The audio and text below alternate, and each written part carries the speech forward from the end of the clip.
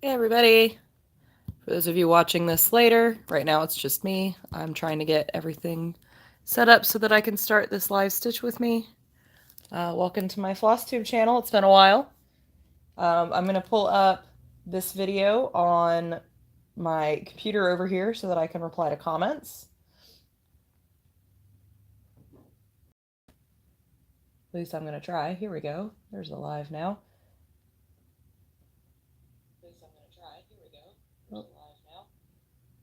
I need to mute myself. There we go. Remove the cat, because that's the story of everything in my life. Remove the cat.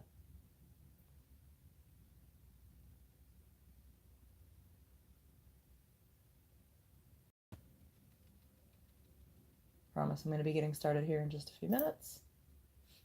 There we go. I'm trying to cut down on shadow here, so let me move this light. It's always kind of a learning experience anytime you go live. You never quite know how things are going to work. So there we go. Get a little bit better light here. Probably going to have to remove the cat again.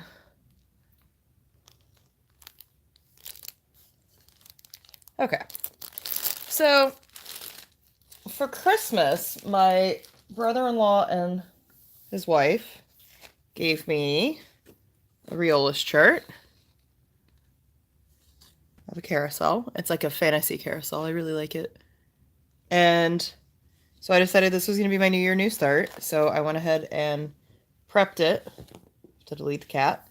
I went ahead and prepped it. So it came with, I believe this is 14 count. Yeah, 14 count, kind of a light greenish gray Ada. I'm not one of those people that hates Ada, so I'm just gonna roll with what's in it. And I found my center. I did iron it, so it's still got some, you can still see some of the creasing in it, but it's not perfect, you know. The thing that I find interesting is, this is my first time ever doing a Reolist kit. This is wool rather than cotton, so you can kind of see how fuzzy it is. I don't know whether I'm gonna like it or not. I guess we'll see. So, I think I'm gonna start stitching with the needle that they provided. This looks like maybe a size 24 needle. I usually stitch with 26s, but I'm gonna go ahead and start with their needle just because I don't want it to shred this wool until I get used to stitching it. But I figured I would go ahead and do a stitch with me. I haven't done a video since August. So I've tried recording one and it ended up just absurdly long because I talked about life updates for an eternity. And so instead of just talking, instead of, showing cross stitch, I never know whether people want to hear me talk or whether they just are like, oh, shut up, I want to see your stitching. So I decided to go ahead and do the stitch with me format so that I can talk about everything. Sorry, I'm trying to find the center of this pattern, and it's a very big pattern. I'm going to show you the back of it. It's quite a big pattern, so it's overthrowing me in my chair. Anyway, so I decided to do a stitch with me for my first update in a long time so that I can kind of just chit chat in the background and you guys can talk to me and ask me questions. Feel free to ask me in the chat. If you say something in the chat, I will read it out loud because when you watch these videos later, the chat does not show up. So just so you know what's going on with that. It's not me being creepy. It's just that the chat doesn't show up later.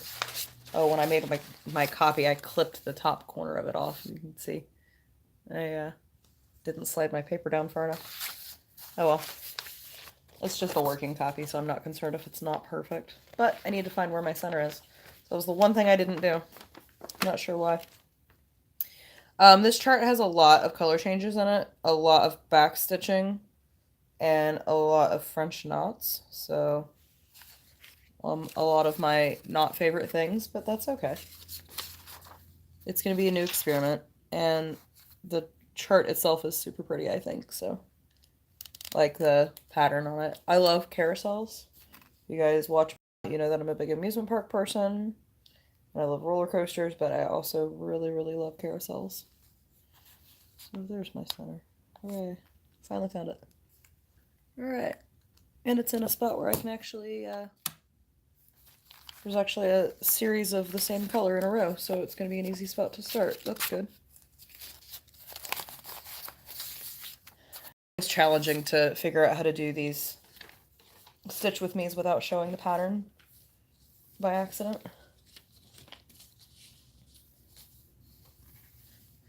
So, since I last talked to you guys,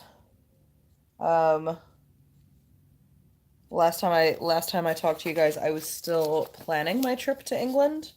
Where the heck is the color chart? There it is. So since then, obviously I have taken my trip to England. And I think it's fun that Sammy J Stitches is in England right now. She's doing a very similar trip to what I did. Okay, so teal solid and teal with a little box in it. Ooh, that's irritating. So there's, let's see if I can get this in. So there's like light blue, and then there's teal. And on my copied chart, I can't tell the difference between the two. So I'm going to have to work off of, I think I'm going to work off of the original chart and then mark the copy, because that's incredibly difficult to tell on my copy which is which, because the colors are not quite true on my copy. So that's the first mark against Realist right now, is their charts are a little, they need more symbols instead of just like squares of color, the squares of the plain color. If you're gonna have two colors that are similar, like light blue and teal, for the love of God, use a symbol instead of a colored box. That's just me. So anyway, so I took my trip to England. We were there the first week of October, and it was the vacation of a lifetime for sure. This is color number 14 that I need. We did a lot of touristy stuff, of course. Okay, this is not a 6-ply. Sorry, I'm trying to talk and like start this at the same time, and I'm just not coordinated enough for that, apparently. So, like I said at the beginning of the video, this is wool rather than cotton floss, and it is wrapped on here in single ply, it looks like. So you just unwind it and cut. Okay. Anyway, so the first day of our trip to England, I was honestly super nervous about the flight, because I had never been on a long flight before. And so I was really nervous. 8-hour flight. And we were flying economy. Because, you know, my husband's a teacher. We can't afford first class. And it really wasn't as bad as I expected it to be. Like, I was really expecting, like, the 8 hours to, like... I'm used to taking, like, 2-hour flights. And I start getting really antsy towards the end of them. So I figured, like, 8 hours I'd be dying.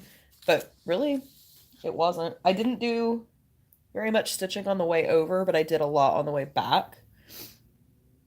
I took a Heaven and Earth mini that was in an 8x8 Q-snap as my plain stitching, because it had, it's a Julie Fane, which if you're familiar with hers are the ones that have like a really pretty, like, they'll have like a sunset or a night sky background, and then like a black silhouette, and the black silhouette of a wolf on a night sky with a moon. And so it had big chunks of color, which is unusual for a Heaven and Earth. Usually you don't pick a Heaven and Earth because it's got big chunks of color. But this one does. And so I used that as my flight stitching. Didn't get very much done on the way over. I was trying to sleep. It was an overnight flight.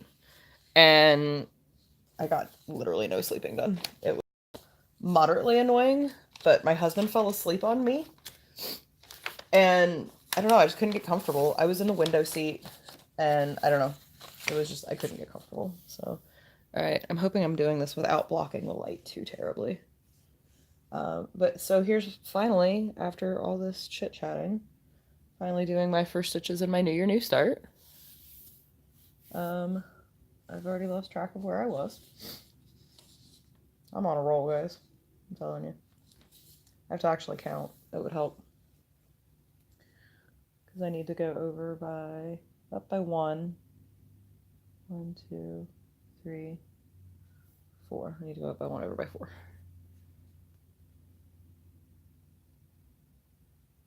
1, 2, 3, 4. This is Zweigert Aida.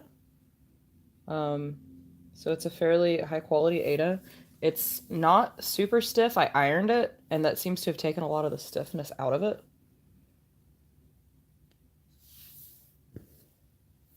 We'll see how I like this wool. Is this even the right color? Now I'm questioning myself. Again, I'm not a big fan of the whole not using symbols. It's just like, here, have a box of color. This is a teal. That's color number 14. Okay, it is right. I'm not crazy.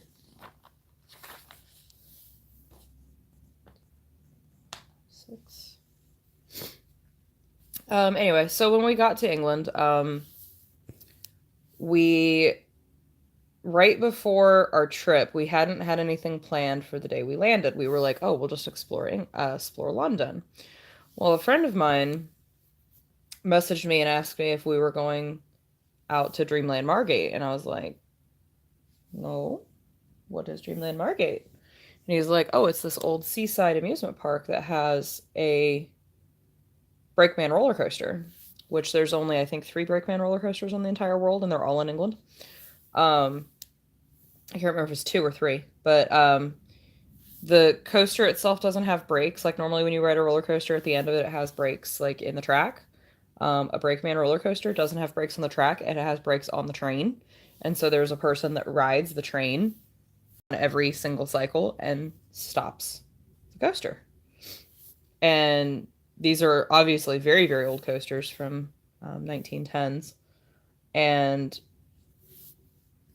Margate is out in Kent and is about, I think it was about a 2-hour drive from London Gatwick Airport. And we're like, we could make that work the day we land. Because my husband and I are crazy and do a lot of planning last minute. And we're like, let's make this happen. So we got there, and there was this like massive fiasco with the rental car.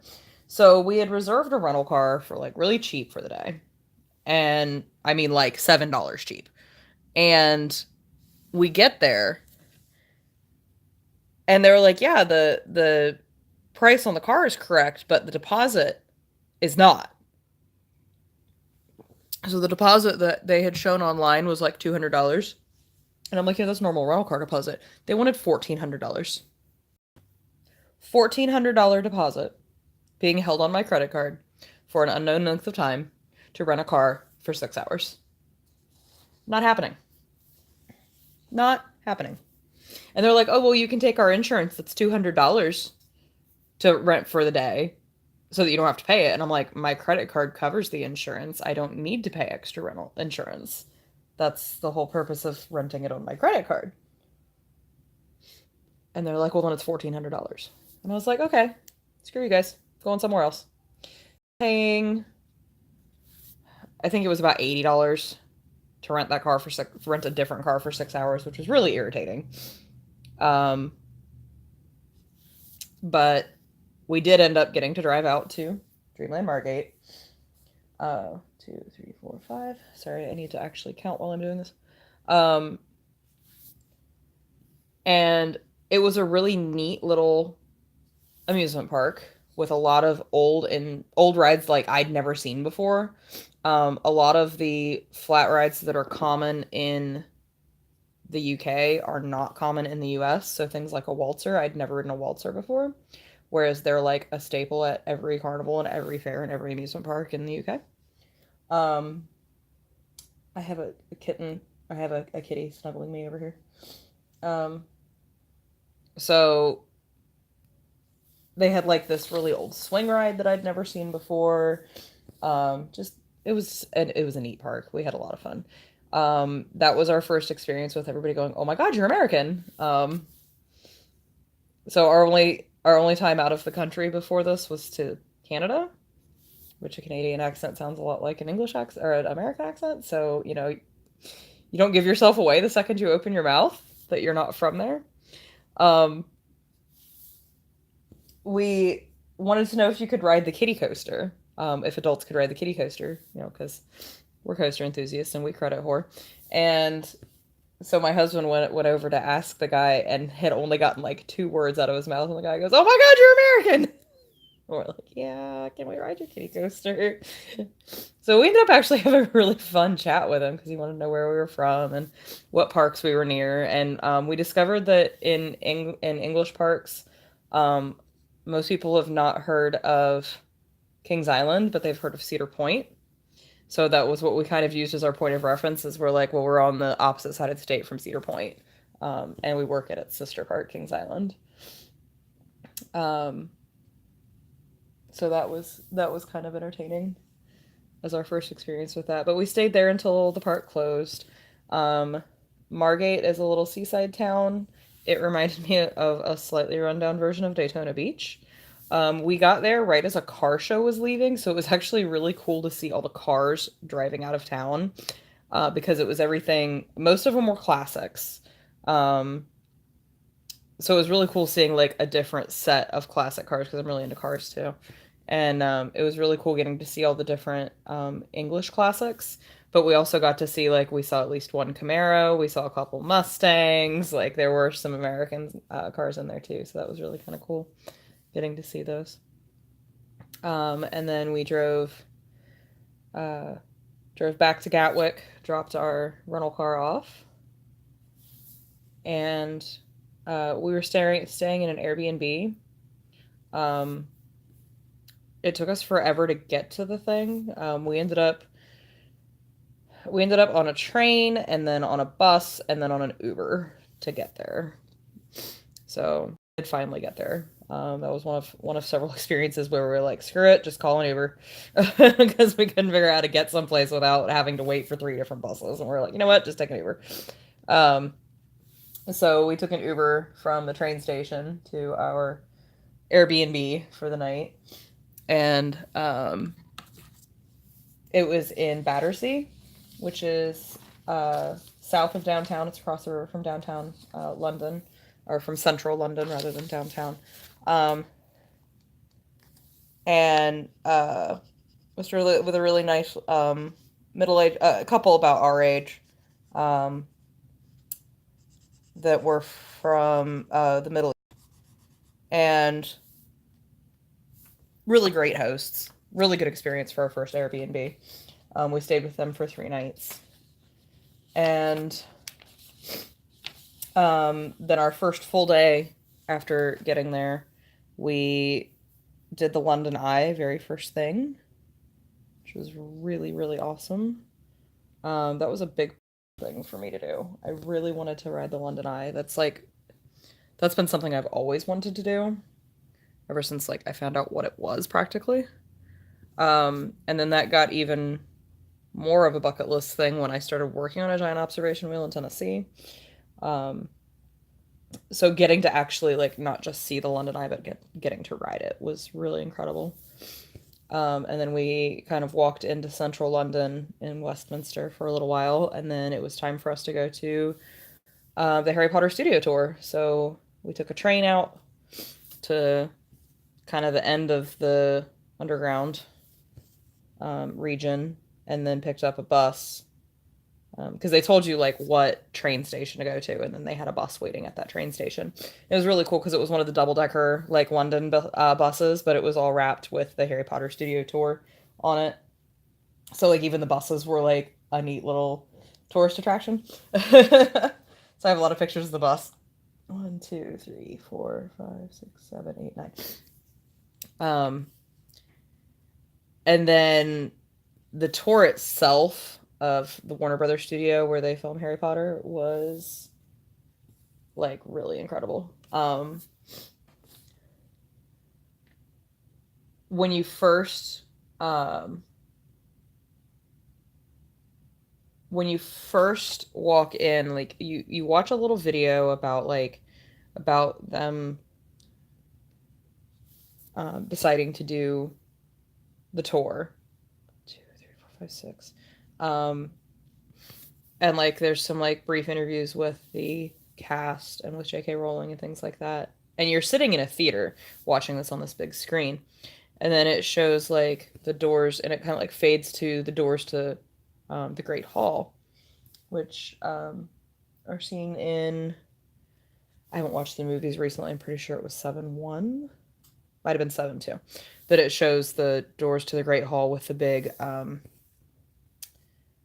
statues that come to life.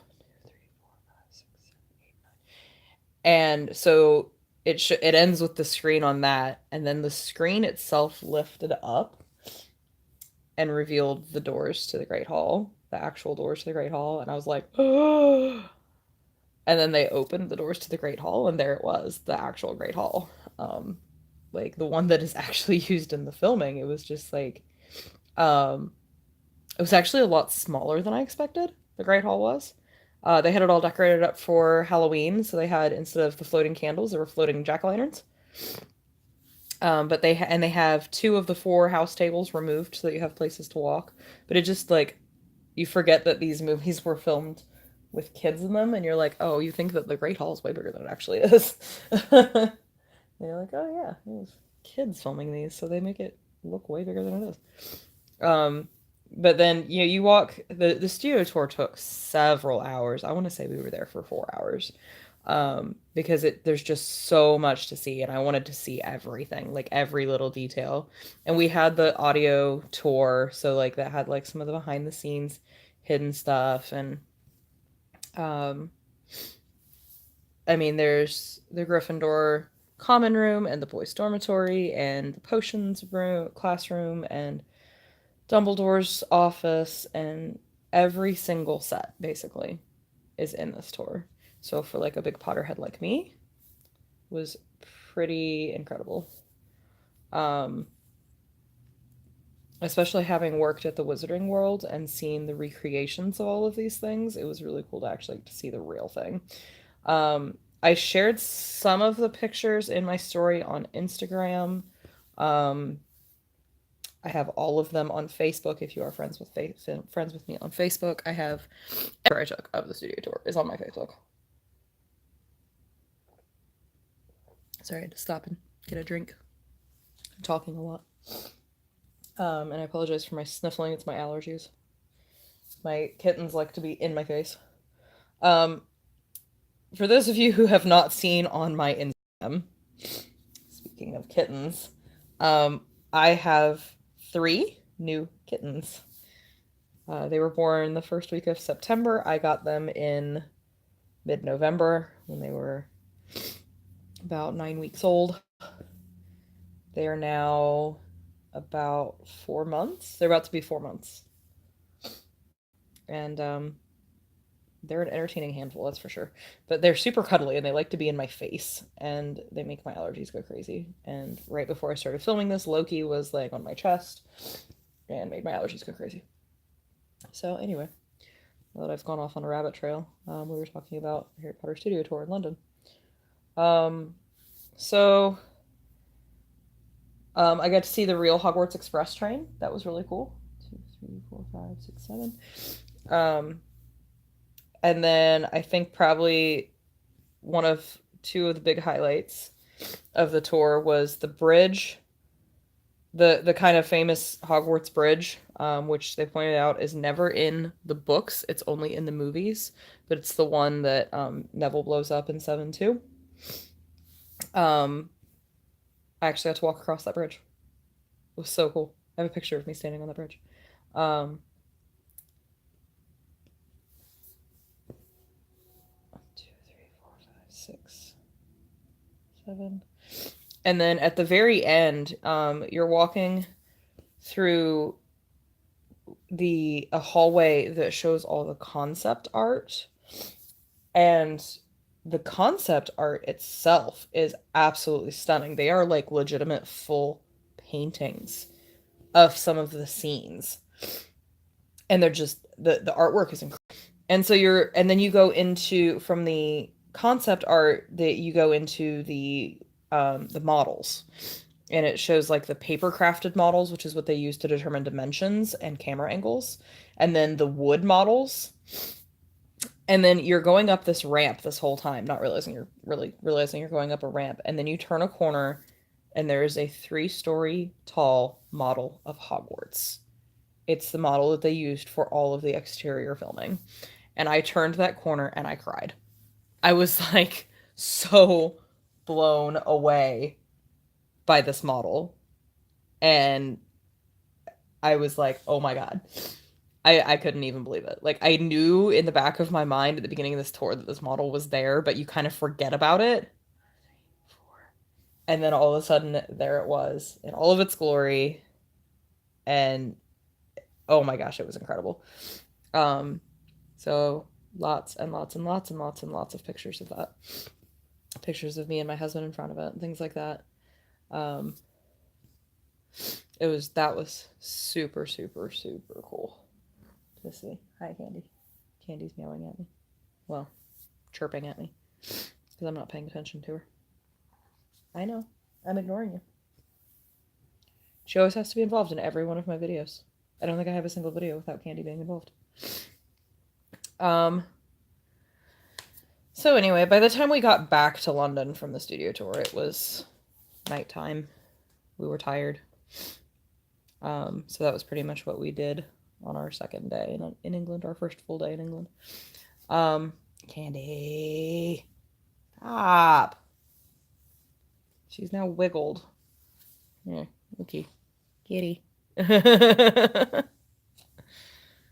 has wiggled underneath my stitching. I'm stitching on a lap stand. This is actually the exact same frame I used for Beauty and the Beast. It worked really well for all of my Stitch With Me filming that I did with Beauty and the Beast. So I was like, I think I'm going to plop this on there, and I might move Lady of the Flag onto it. As far as the rest of our time in England. So we did a lot of bouncing back and forth between London and kind of the rest of the country. Simply because we were trying to go to a bunch of different amusement parks, and the parks were only open on specific days.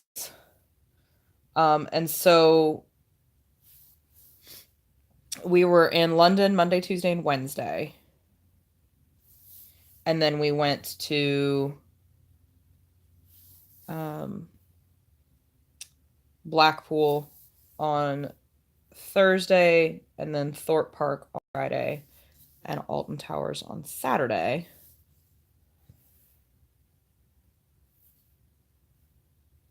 And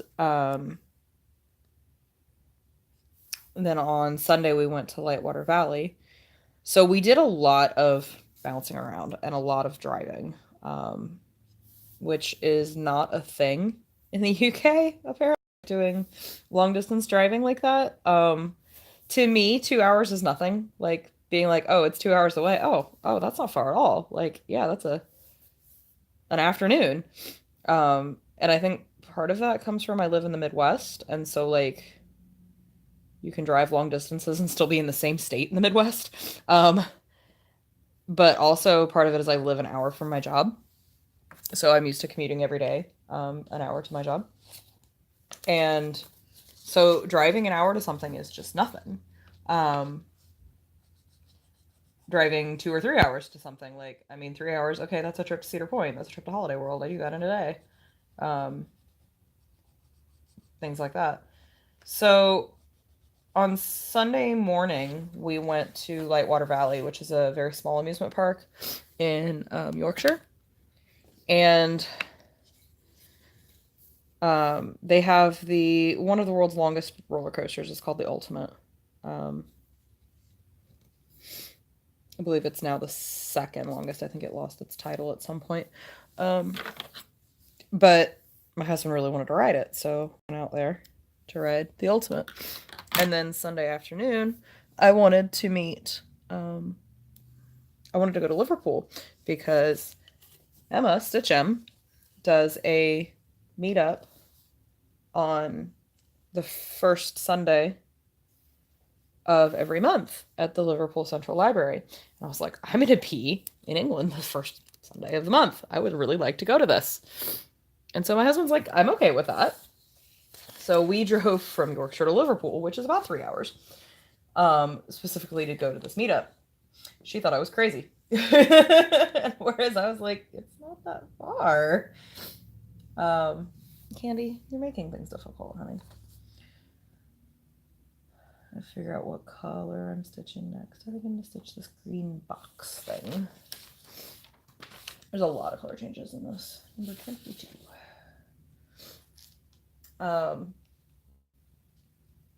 But anywho, so I did finally, I was super late, and by the time I got there, it was only Emma that was there still, because it took us a long time. It took us longer to get there than we planned, not because of traffic, but just Lightwater Valley's in the middle of nowhere.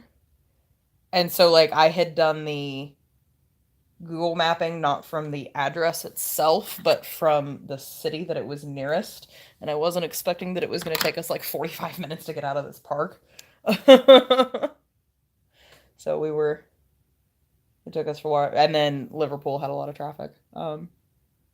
They had a festival going on that day that was just finishing out, so there was some traffic getting into Liverpool.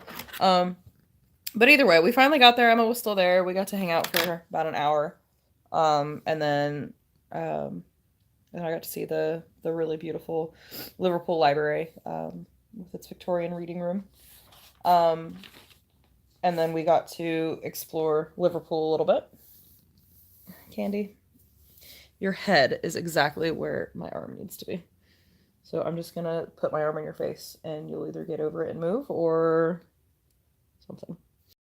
Anyway, so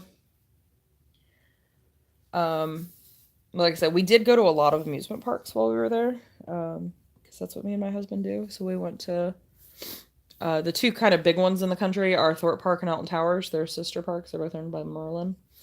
We did go to both of those, and we went to them on back-to-back days, so that was kind of neat.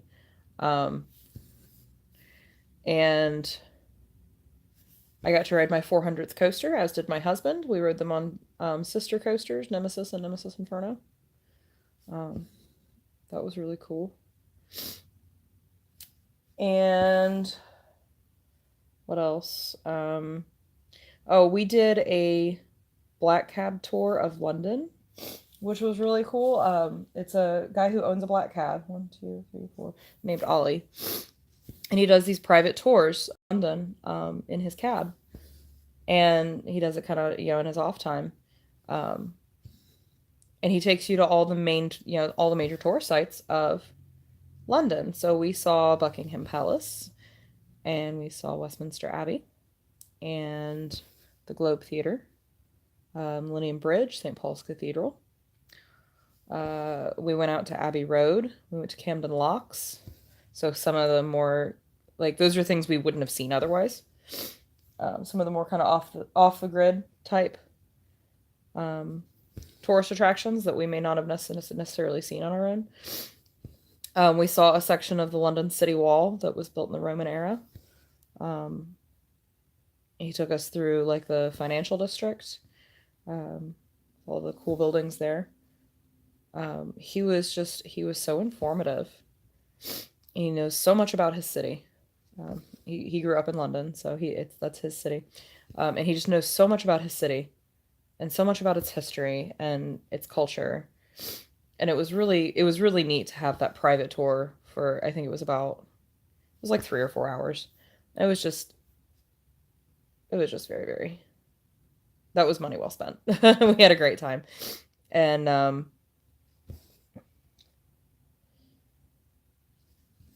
also one of the days that we were, in the London area, a friend of mine that lives in Portsmouth, Simon's come over to visit me several times in the US. And so this was my first time going to the UK to see him. And he picked us up, near Hampton Court Palace, which is the home of Henry VIII. And he took us on an adventure. And he asked what all we wanted to see, and I was like, I'm just gonna let you surprise us. You know England better than we do. And so he took us to Brighton, which was a very nice surprise. 1, 2, 3, 4. Because I'd kind of wanted to see Brighton. I've read about the Brighton Pavilion in many books, and I just couldn't figure out how to work it into the schedule and how to get there without having to rent a car for the day. And so he was like, well, we're going to Brighton. So we spent several hours walking around Brighton, down on the beach. We went out on the pier. We saw the pavilion. We had fish and chips on the beach. It was very neat. And then we drove over to Arundel, which is where one of the oldest standing intact castles is. It was built in 1067. And then the town around it is, a lot of it is Tudor era. So we walked around in there for a while. There's a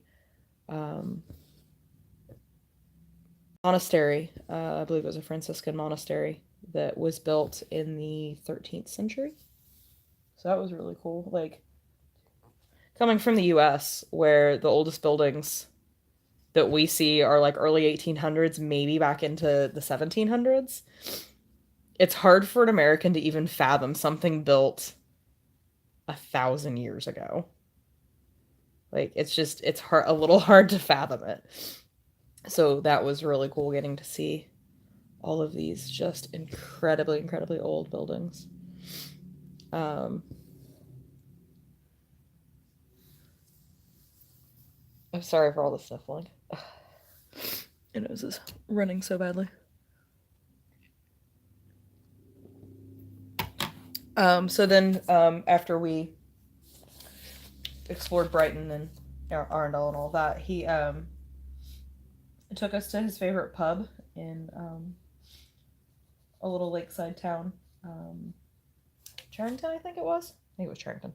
That was like the best meal we had the entire trip too. Just this little tiny little like hole in the wall tavern. It was the best meal we had. It was when I discovered how much I love tavern food. And so we had, pub food, I believe is what you would call it. So we had pub food several times on our trip, when we were like, oh, I don't know what to eat. Well, let's stop at this pub. They have steak. They have really good steak in England. They know how to cook it quite well. Like, in the US, our steak tends to be kind of boring. And it seems like the only seasoning most places use is pepper. Whereas in England, they actually, like, flavor their steaks really well. So it was kind of the opposite from what you always hear about English food. You always hear that it's bland and boring. I didn't think it was. Where am I going next with this? Sorry, I have to figure out what I'm stitching. I'm going right here. No candy, you can't eat my thread. Yeah, I have a cat on my lap. So, I mean, basically that's... Oh, she left. Apparently she was insulted by me calling her out. That's basically our trip to England in a nutshell. We did a lot of wandering around London, seeing the sights. I saw where my favorite TV show is filmed. Well, one of the places my favorite TV show is filmed. It was just very, very cool. Very, very cool trip. It was the trip of a lifetime. Like that's what I would call it. I never expected to actually get to go to England in my early 30s. So we did everything that I wanted to do. I don't feel like we left out anything. But I still want to go back. Like, there's still a lot of the country I would like to see. I would like to spend some more time at some of the places. I'd like to go back to Blackpool, spend some more time there. One of the coasters we were looking forward to riding was closed, which was really sad. So definitely need to get back to there. I'd like to go to Wales next time. So we're thinking in like maybe we'd like to aim for 3 years. In 3 years, we'd like to go back and see. Yeah, there's some stuff that we don't need to do again. So it'll give us, like, we don't need to go up to Lightwater Valley again. Unless Thorpe Park gets something brand new, we probably won't go back to Thorpe Park. We don't need to go to Brighton. We don't need to, there's a lot of places that we don't need to go again. Give us the opportunity to explore some new places. Like I said, I'd really like to go over to Wales on our next trip over. Possibly even up to Scotland. We met a lot of new friends. When we went to Alton Towers, we were there for an event with the Roller Coaster Club of Great Britain and made a lot of new friends in that club. One of whom lives in Wales, and he was like, next time you come over, let me know. You're welcome to stay with us, and we'd love to show you our country, and we'd love to show you like our parks and things like that. There's a couple parks in Wales, so we might take them up on that.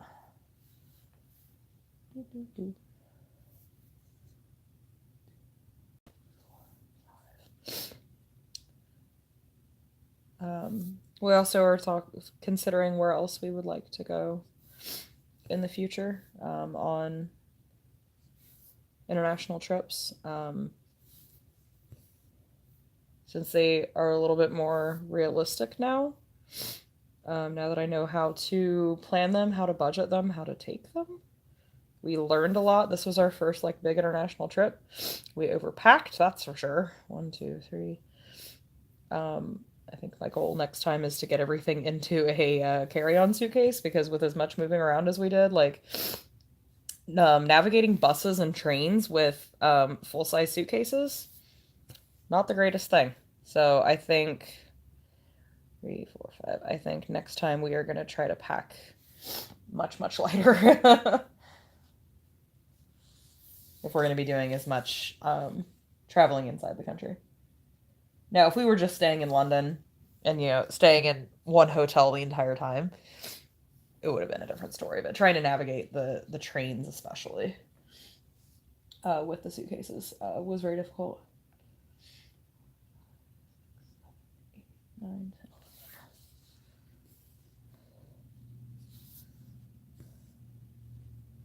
I think I need to cut smaller lengths of this wool. It shreds a little easy.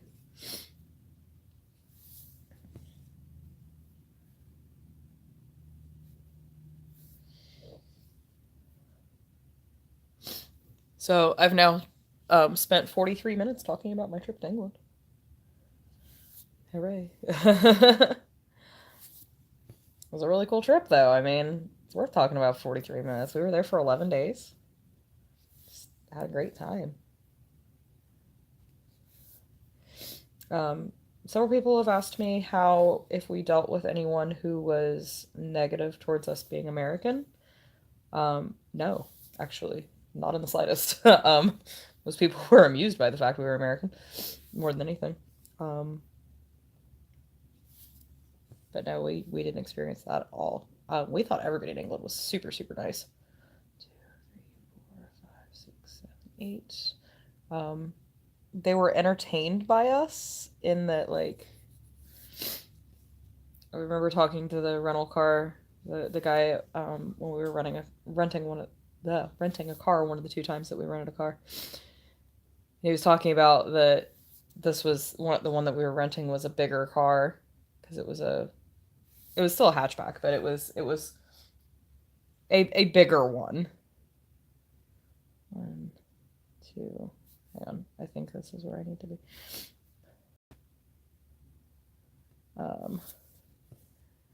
1, 2, 3, 4, 5, 6, 7, 8, 9, 10, 11. Yeah, okay. And I was like, yeah, but it would still fit in the back of my car, in the back hatch of my Trailblazer. And so we were talking about, he was like, so what kind of car do you drive back home? And I was like, well, we have 2 SUVs. And then I have a V8 Chevy Camaro. And he was like, those are some very American cars. So it's like, yeah, we very much have the stereotypical American cars, the big giant SUVs, and then the, V8 sports car.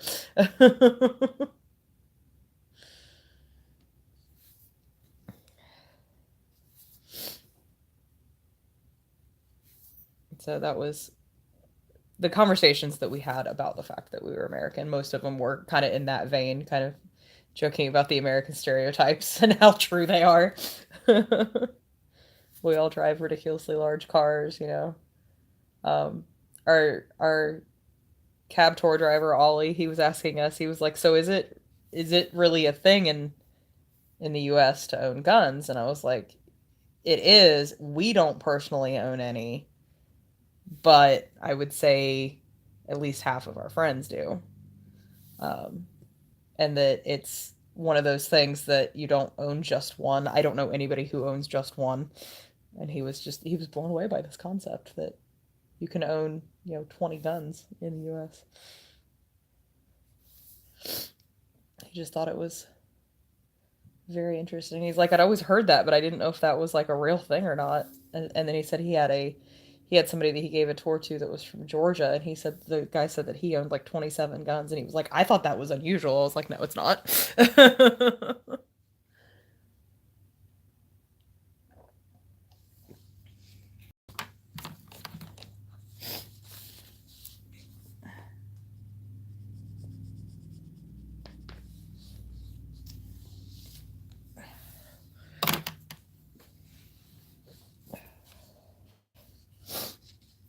So, other things that have been going on in my life. The season is over at Kings Island. If you'll remember back in, I don't know, it was probably about 2 videos ago that I got a job at Kings Island. That was why I didn't do any videos recently. I just haven't had time. Time has been a big struggle for me lately. A lot of that is because I won't film if anybody else is home. 2, 3, 4, 5, 6, 7, 8, 9, 10, 11, 12, 13, 14, 15. And we've had so many people over at our house pretty much continuously since October, that I never have time to film because I have to be home alone for me to film. I don't know why. I know that I can film when other people are in the house. I just don't. Don't know why. It weirds me out. I'm just gonna like stitch for a while because I think I'm gonna run out of thread before I run out of stitches here. This is the deck of the upper level of the carousel because it's a 2-level carousel. Where'd my thingy ran away? That tells me, that shows the picture. It ran away. It fell on the floor and I can't reach it. But it's like oh wait, no, here it is. So the part that I'm working on is like this part here, the green railing, or the bottom, the base of the floor, and then the railing right here. And then the blue right here is part of the... I like this because it's like it's like fantasy themed. It's really cute. So like the whale and the castle. I don't know. It's just really cute. It's really pretty. My this is the second year in a row that my brother-in-law has gotten me a kit for Christmas, and he has really good taste. Because last year he got me Aurora Cabin by Dimensions, and that was actually like one of the top kits on my wish list. And then he got it for me. I was like, "What? How did you know?" And he was like, "I didn't. I just guessed." So he did a good job. Because he has good taste. 2, 3, 4, 5, 6, 7, 8, 9, 10. He's the one that I stitched the Farmall tractor for that I posted a picture on my Instagram of recently. 11.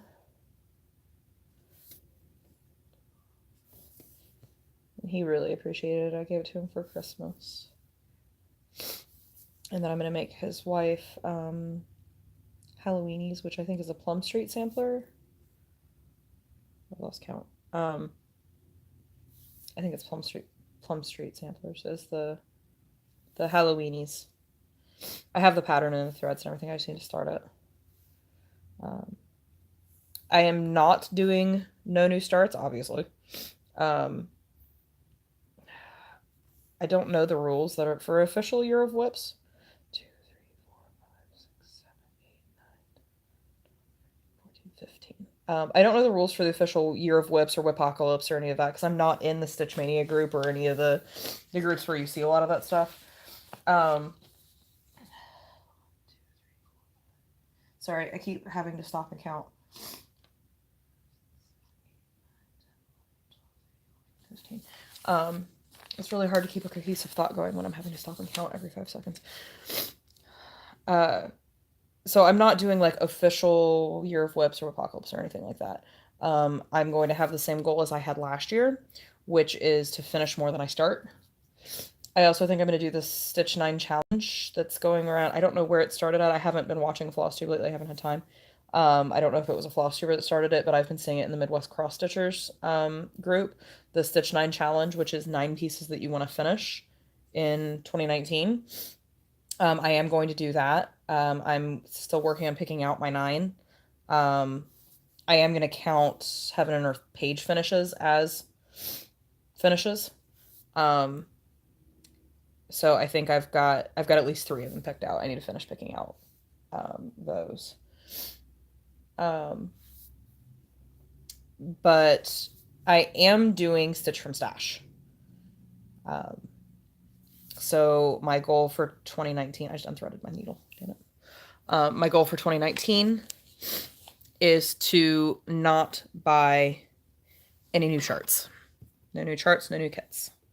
I am following the rule that I can buy materials for new starts.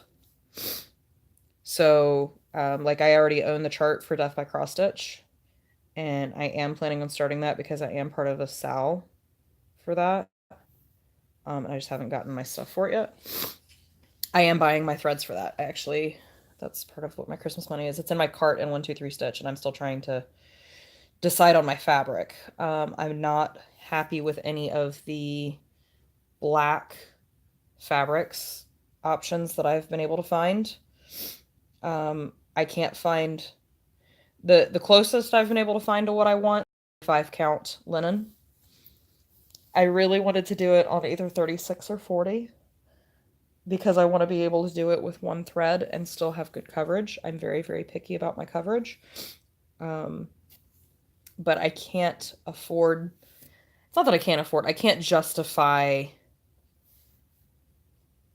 buying the thread to do it as 2 threads because I'm using Threadworks Bradley's balloons.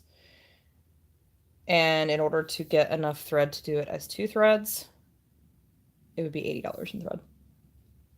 I just can't justify $80 in thread. I can't do it. So I'm going to do it over, I'm doing it as 1. But that means I want to do it on a high count. And I haven't been able to find a high count black. Because I want it to be true black, all I can find is charcoal or chalkboard or things like that. So I'm toying with the idea of dyeing my own. I haven't decided yet. So I haven't ordered my thread or fabric yet. I know what I'm doing it with. I know I'm doing it in the Bradley's balloons. I know I'm doing it on black. But for one, I don't want to spend $50 on a piece of fabric, which is how much the 35 count onyx linen would be from 123 Stitch for the piece that I need. And I don't know, I would really like to do it on a higher count than 35. I'm thinking about actually even doing it on Ada. Because if I remember correctly, it's all whole stitches. There's no partials. So it would be fine to do it on Ada. Like I said, I'm not anti-Ada like a lot of people are.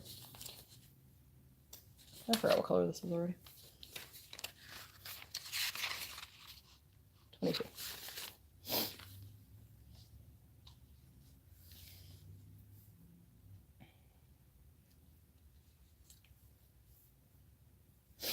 I do like this wool. It stitches nice. I love the coverage of it. And like usually on 14 count, I stitch with 3 threads to get the coverage that I want. But like, look how nice this coverage is with just 1 thread of this, like, well, it's 2. 2 threads of this wool. I don't know. I'm impressed with it so far. I like it. I just have to work with slightly shorter lengths than I'm used to. Because I love working with long lengths of thread. I hate having to rethread my needle constantly. So I'm one of those people that I will cut my threads super, super, super duper long. I need a needle minder for this project. I need to go find one, pull one off my fridge. I keep my extra needle minders on my fridge. I mean, why not? They're magnets.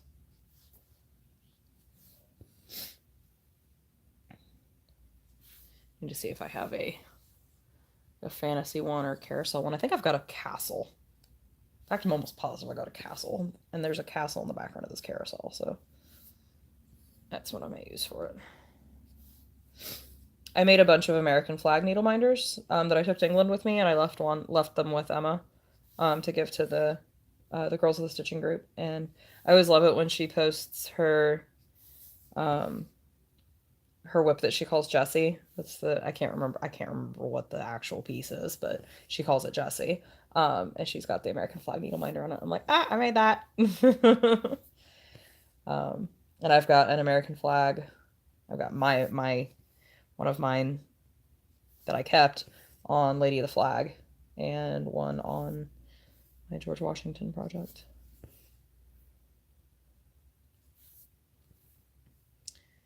That's been a new addition since my last FlossTube video is Lady of the Flag. If you follow me on Instagram, you have seen that that's pretty much all I've been stitching. Oh, hi! Stitching Sandy says hi. Hello! She's the first person to say something in the chat. Hooray! I've just been talking to myself for an hour. Usually I do my Stitch With Me's in the evening because more people are like available than, noon on a Monday. But I've been wanting to do this for like a week. I was supposed to do it last week. I fell asleep. And then when I woke up, I knew I only had about 20 minutes before everybody came home from work. So I was like, that's not gonna happen. Because I really wanted to get this video. I really wanted to do a Stitch With Me before I did my next actual FlossTube video. Lorna Marlowe says, hi, it's evening for me. Where are you at, Lorna? So if it's evening, let's see.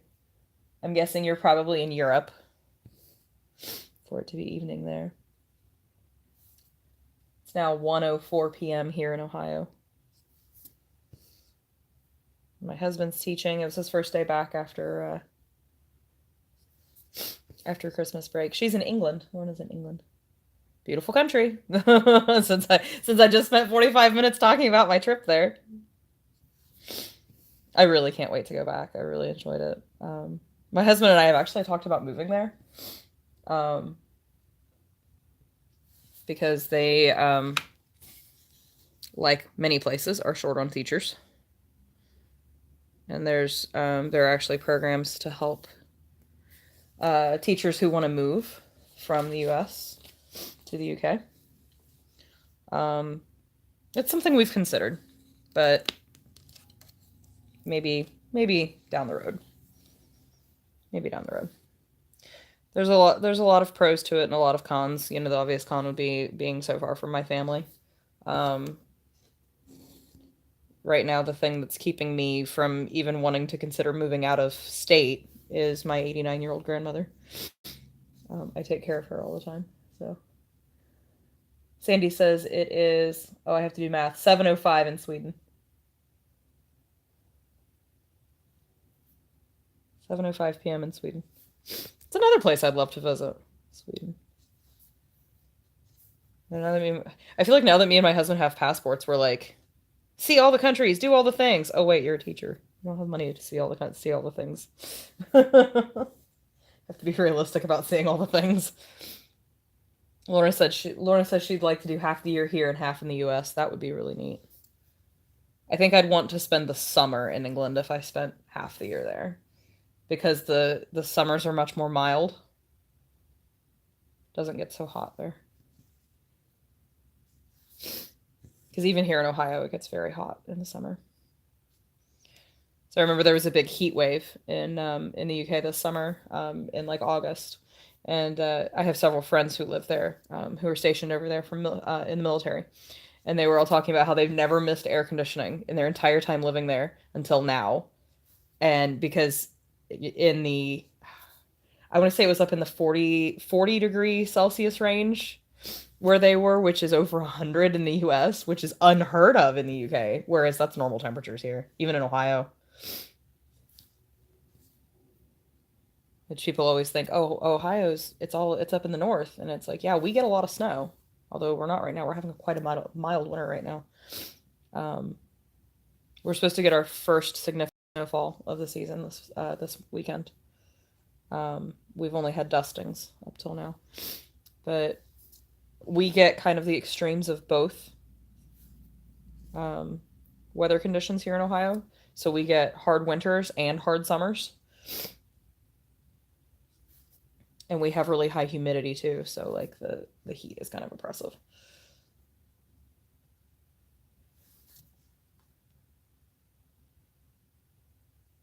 Lorna said the summers are very hit and miss. We don't have air conditioning for the heat waves, though. My uncle lives in Atlanta. Atlanta, aka Hot Atlanta. Ugh. I used to live in Memphis, which has like the exact same climate as Atlanta. And the heat in the South is just absolutely brutal. When I lived in Florida, I was thankful. I only lived in Florida for 6 months, and I was quite grateful that it was the 6 months of winter. And so I got to enjoy the extremely mild Florida winter, where I think I had to scrape my windows one time, and that was like the only time it got below freezing. Um, Other than that, it was in like the 60s and 70s, but it gets brutal in the summer, like 110 degrees. Misty says, howdy from Texas. Yeah, that's some oppressive heat. Speaking of hot, I went to Texas in 2017, and our stupid butts were there in June. We were in San Antonio. Oh my God, it was too hot. It was too hot. And then we went to Galveston for 2 days. And not only was it too hot, it was also humid. Like, you could swim through the air. It was so humid. I was like, I don't know how people survive down here. San Antonio was pretty brutal.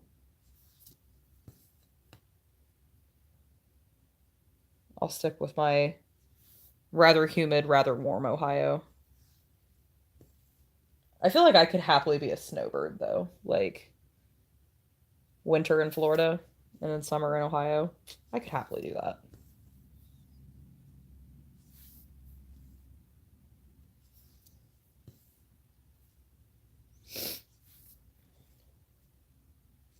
Yesterday it was in the 50s here in Ohio. I can't do the conversion to Celsius that fast in my head. I want to say that's about 20 Celsius.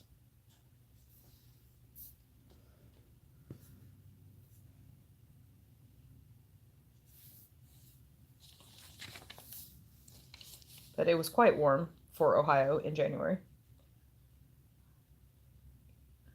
So I spent the entire day, I was washing my car.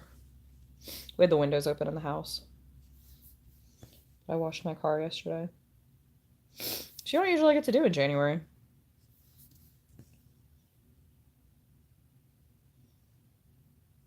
Now it's cold again. We only got one day of warm.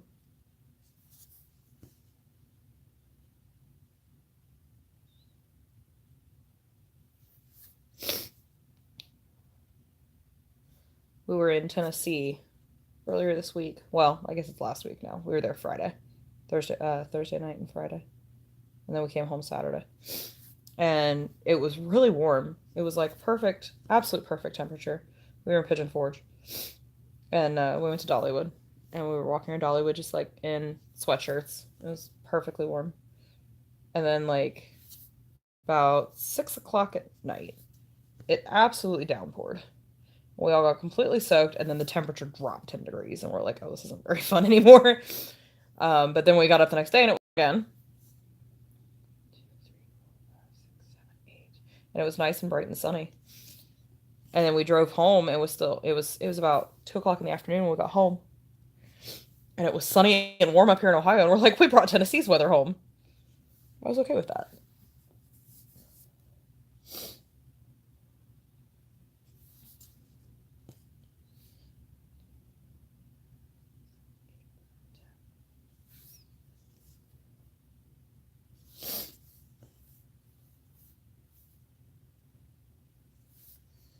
Actually made pretty good progress on this for all the chit-chatting that I've done. I'm not usually very good at talking and stitching. I end up miscounting. I did a stitch with me. Sorry, I keep getting Snapchats. And, makes my phone vibrate. I did a stitch with me when I was still working on Beauty and the Beast. Where I ended up miscounting this, like, humongous section. I had to rip out everything that I did during a 2-hour stitch with me. It was a little annoying. So hopefully that's not the case in this. I will have counted all of this correctly. I mean, right now it's just straight lines. How much can I screw up straight lines? Don't answer that. Surprised the cats have left me alone. Oh, that's because they're all asleep. There's a pile of kittens on my couch. They do that. It's so funny. They sleep in a pile. Like, where one kitten goes, all the kittens go. And so you'll just, like, look over and there'll just be a pile of kittens.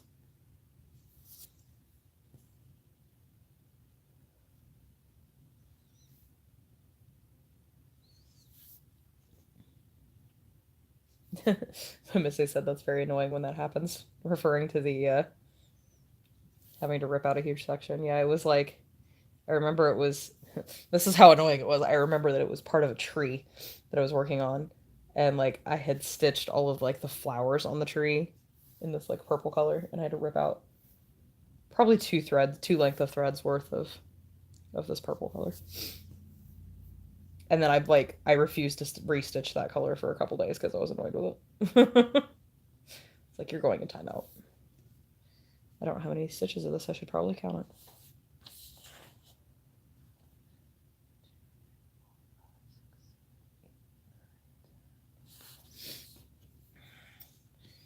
One of the things I'm not a fan of on this chart, other than the lack of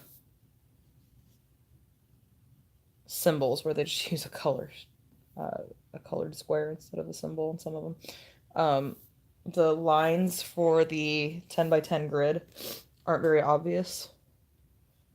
So you can't just, like, if there's a block of more than 10 stitches, you can't just, like, count it by the blocks. 2, 3, 4, 5. So there are things I like about it, things I don't like. So this is my first realist chart, so my first realist kit, rather. I really like the wool thread, I will say that. I'm a big fan of the wool thread.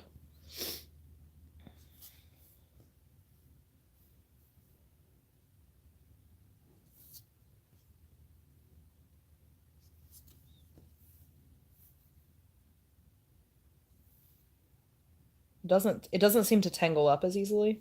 Like, it's twisting, and since I railroad, I noticed that it's twisting because I can't get my needle down in between it. But it's not tangling. It's not forming knots. So I like that. Like I said, I love the coverage of it. Absolutely love the coverage of it. 2, 3, 4, 5, 6, 7, 8, 9, 10.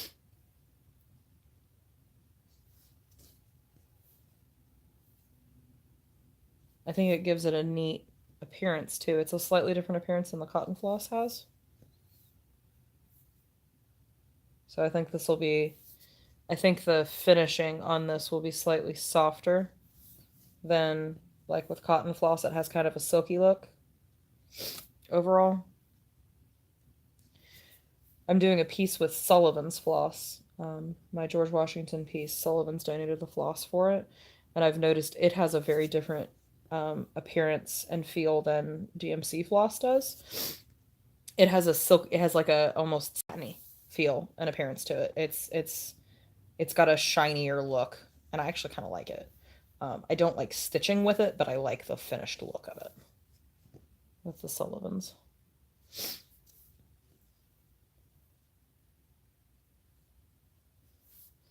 So it's just kind of interesting to to branch out into different threads, because I'd only until I first started getting into FlossTube and kind of like the stitching community, the social media community around stitching, about this time last year, I had never stitched with anything other than either kit floss from Dimensions or DMC. I'd never used any kind of specialty threads. I had never used hand-dyed floss. I still have never used silk. Um, I haven't gotten that far on my chatelaine to actually be using the silks yet.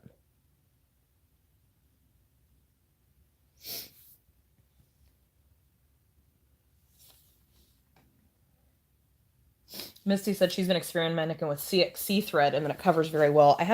I've heard of CXC thread. I don't know anything about it other than that I've heard about it.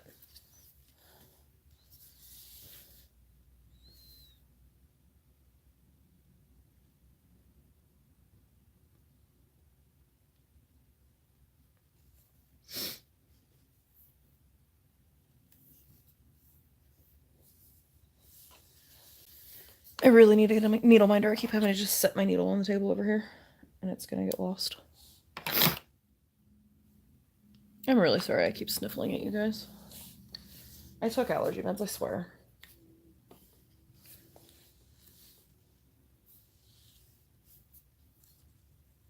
I'm really liking this Ada, though. It's actually, like, for kit Ada, it's not super stiff.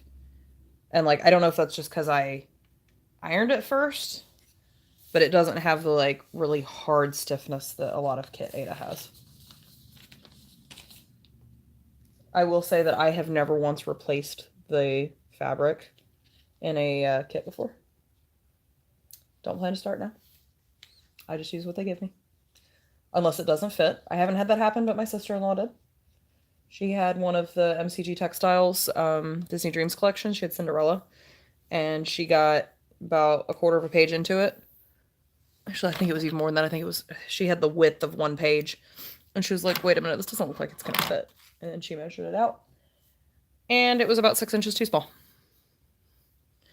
So she had to buy fabric for it. And I don't think she ever actually restarted it. I think she was so irritated by that she never actually restarted it. It was during the time when MCG Textiles was kind of infamous for its issues with kit quality on the Disney Dreams.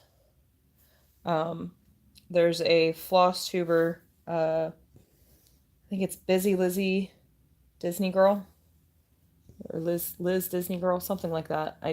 She did a video where she actually spoke to the former owner of MCG Textiles about why they got out of the business, why they stopped producing the kits, and the quality issues with their supplier was actually, oops, knocked into my phone, was actually one of their reasons for no longer making them. And I can see that if you're trying so hard to build a reputation for your brand, and especially with something like, these very large, very expensive kits, and something out of your control is damaging your reputation. I can see, how frustrating that would be. And basically the owner said that the reason they got out of the business was it just wasn't fun anymore. And I am a firm believer in that you should love your job and you should love what you do. That's part of the reason that I do what I do. Even though it is seasonal, it doesn't pay well. I absolutely love my job. I love what I do. I love working in amusement parks. And even though it is a tough job and a tough career and hard to build a career out of, I want to love my job. I don't want to just go to work to make a paycheck, because it affects every bit of your life in that case. And so I can fully support this owner's decision to close for business if it's not fun anymore. I mean, I'd do the same. Even though it sucks for us, because, like, I would love to have some more of the Thomas Kincaid Disney pieces made into kits. I would love to have the Tangled painting done as a kit. I think that's one of the prettiest paintings. And, it also sucks because, like, some of them are extremely, extremely, extremely hard to find. Like the second Beauty and the Beast painting kit is almost impossible to find. I would love to have that one to go along with my Beauty and the Beast that I have finished and framed and hanging on my wall. Well, it's not actually hanging on my wall. It's sitting on the floor next to my wall because my husband hasn't hung it up yet. I've been after him for, let's see, when did I finish that? My last FlossTube video was in August, and it was done by then, and my painting still hasn't, or my picture still hasn't been hung up.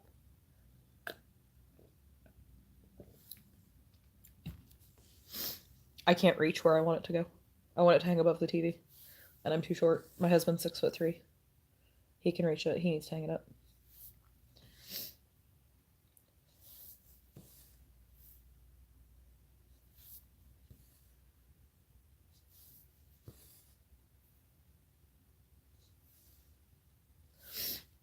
That was my big finish for last year. I was really, really glad to get that done.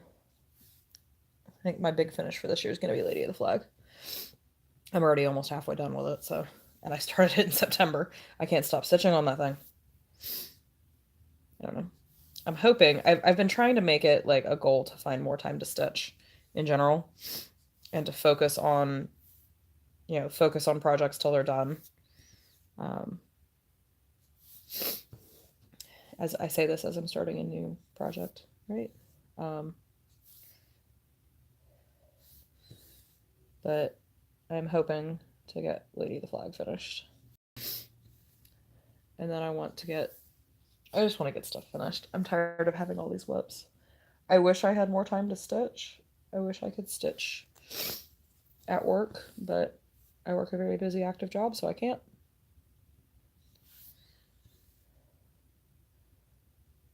And in the summers, I have very little free time, so stitching doesn't happen. I think there was a period of time for, I think it was almost a full month that I didn't touch my stitching. Because I either didn't have time or didn't have motivation.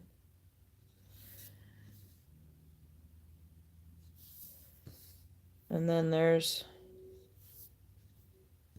times like now where that's all I want to do. That's really all I've wanted to do for the last 2 days. It's just stitch. I had to work, but so it's the time of year now where I'm doing all my my Lyft driving. So I make my own schedule, but like yesterday, it's been really slow as a driver. So like yesterday, after I finished cleaning my car, and like I gave it like a full detail, it looks brand new inside and out. After I finished cleaning my car, I just sat at home with my app turned on, waiting for requests, and stitched.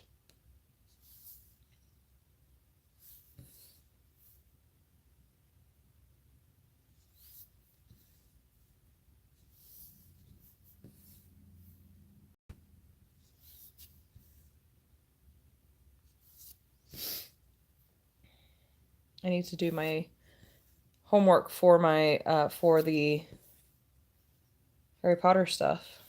If any of you follow Sammy J Stitches on FlossTube, and I know there's several other FlossTubes that are doing this challenge as well. What is it called? The School of Magical Stitches and Literature on Facebook is doing a year-long Harry Potter challenge. And each week is a different stitching challenge where you can earn points for your house. So last week it was to do 341 stitches, any color, any piece, to represent, I forget how they came up with the math. I remember 11 being the age that you get your Hogwarts letter, and a handful of other things. This week is 309 stitches in each of the 2 colors for your house. So I'm a Ravenclaw, so it's blue and bronze. Although they said that for Ravenclaw, since bronze is a kind of oddball color, we can use light brown. So it's 309 stitches in each of the colors to represent the 309 pages of Harry Potter and the Sorcerer's Stone. And then there's also, you're supposed to read, the reading challenge is for the month of January to read Harry Potter and the Sorcerer's Stone, or the Philosopher's Stone, depending on where you are. I would love to have, I wish that I had thought while I was in England to pick up an English copy of the book, of the first book, so that it was actually Philosopher's Stone instead of Sorcerer's Stone. For those of you in England, I would assume all the Potterheads know that there was the linguistic difference between the US and UK versions. That was actually explained during the studio tour. The reason that they chose the word sorcerer for the US version instead of philosopher is because in the US, a philosopher, the connotation of philosopher is different than the connotation of a philosopher in the UK. And so in order for it to, be clear that this was a book about magic, they changed it to sorcerer. I don't like the reading part. I'm a slow reader. Have you tried an audiobook? Because audiobooks count too. I'm thinking about using audiobooks. I've never once listened to an audiobook. I'm concerned about being able to pay attention to it. But I think it would be a good way to kill two birds with one stone. Because you can listen to the audiobook while stitching. And I know a lot of people who love stories but don't love the actual reading because of the speed of their reading. Like my sister-in-law, like she loves to read, but she's a little bit of a slow reader, so she doesn't like to actually sit down and read. But my God, she listens to audiobooks.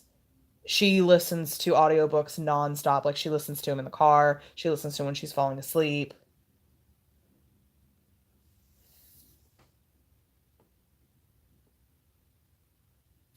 Hi, Christine. Thanks for joining us.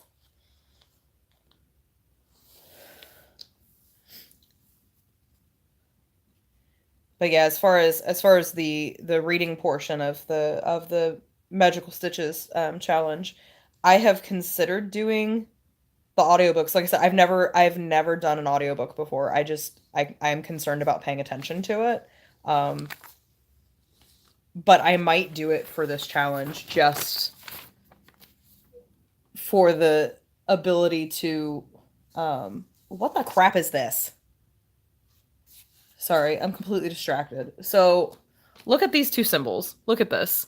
They're both Z's, and they're just slightly different colors. Like, come on. Come on, charting. This is ridiculous. So that's the darker Z, so that's 21.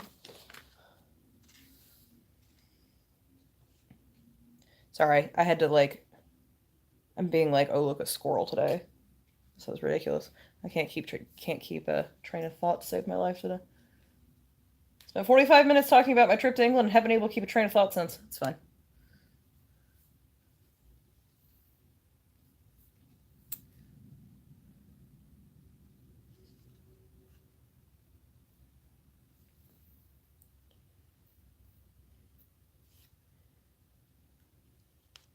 Sandy, I feel like this would be a good exception for your doctor saying that you need to continue training your dyslexia. But if you're trying to read them in a specific time span, I feel like that wouldn't be really...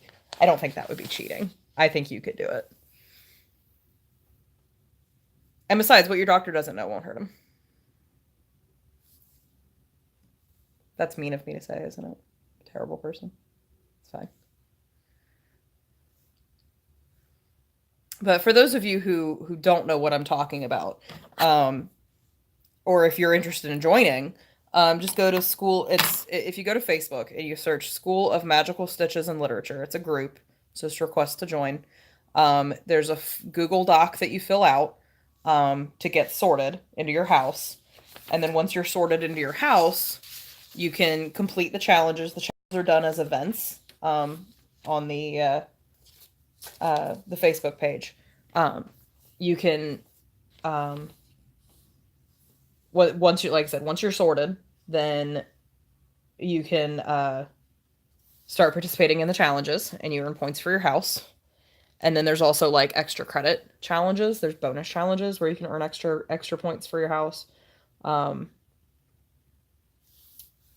So there's one of them right now is stitch 500 stitches of 934, which is a dark green, to represent platform 9 3/4. One of them is stitched 500 stitches of a gold color, to represent the golden snitch. And you can earn bonus points for your house that way. 2, 3, and 4. I haven't done any of the bonuses yet because I haven't found 930. I haven't found enough 934 in any of my projects to do 500 stitches of it. There was only like 10 stitches of it in Lady of the Flag, and I've already done them. And I haven't found that color in any of my other charts yet, any of my other whips.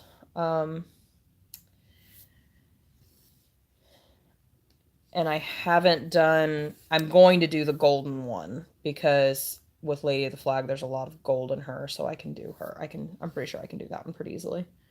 There was also do 500 stitches in a chart whose name starts with a letter in the word sorcerer, and one that was from a designer whose name starts with a letter in the word stone. So I think I can do that one too.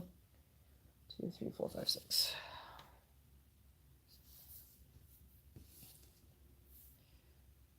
But I'm a Ravenclaw, so my goal is to get all the extra credit.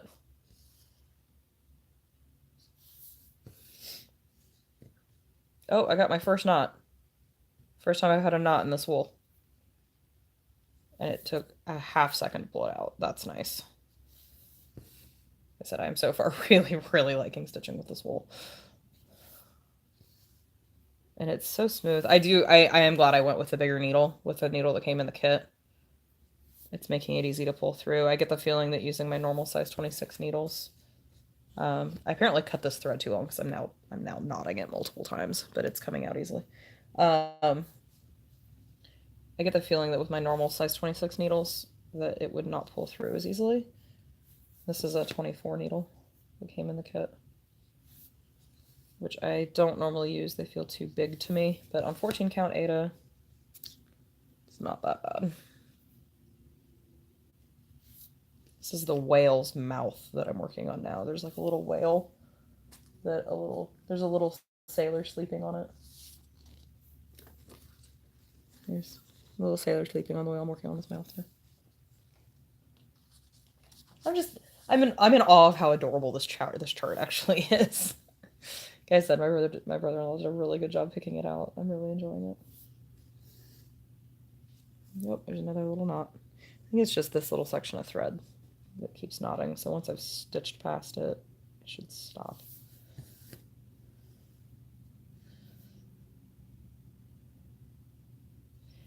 So I'm going to a retreat next weekend, which if you follow any of the Cincinnati FlossTubers, Pam and Steph, Buckeye Stitcher, Cupcake Stitcher, a lot of the Ohio Stitchers are going to. It's called Stitch Away, which is the annual retreat put on by Keepsakes. LNS that also sponsored StitchCon. I'm going to StitchCon also for the second year. I will do another StitchCon live tour. I will try to do a Stitch Away live tour. I don't know how. This is my first time going to Stitch Away. StitchCon was my first retreat, and I loved it. So I want to Stitch Away too. I don't know how good the cell phone signal is going to be because we're in a state park. In like the cabin, like the lodge of the state park. So I don't know how good cell phone reception is going to be, but I will try to do a live video. We shall see.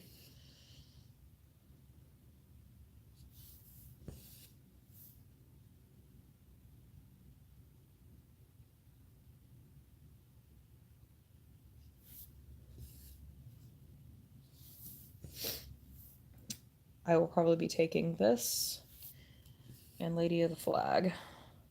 I was hoping to start Death by Cross Stitch. Like I said, I still haven't picked my fabric. I was gonna order it today in the hopes that it would, oops, I keep hitting my phone because it's like right here. It's like right in my path.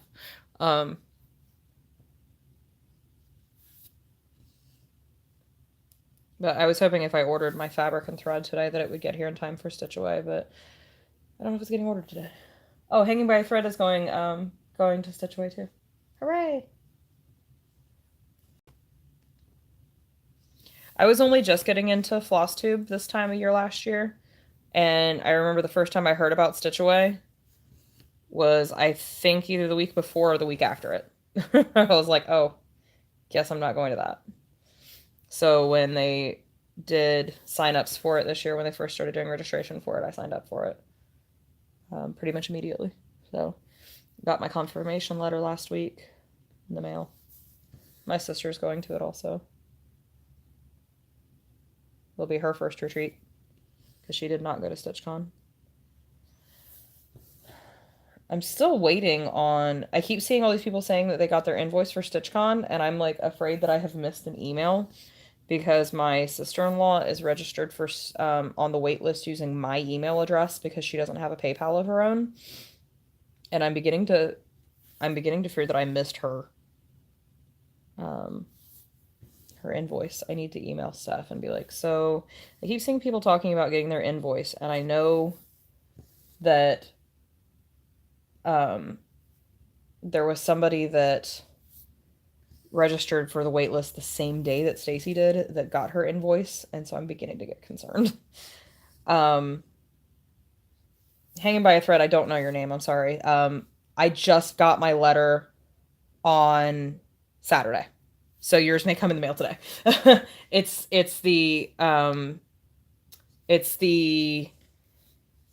it shows your balance due, so it has like your invoice on it, and then it has check-in information and the itinerary. Like I said, I just got mine on Saturday, so you may just not have gotten yours yet. Yeah, I got an envelope from Keepsakes, and I was like, but, oh. Oh, Gina. Hi, Gina. We shall have to hang out at Situate. Although, if I learned anything from StitchCon, you will hang out with almost everybody there at some point. That was one thing that was kind of StitchCon, is like you just kind of like roamed the tables, and especially those of us who were night owls, like by the end of the night, there would be like we would be consolidated down to like 2 tables.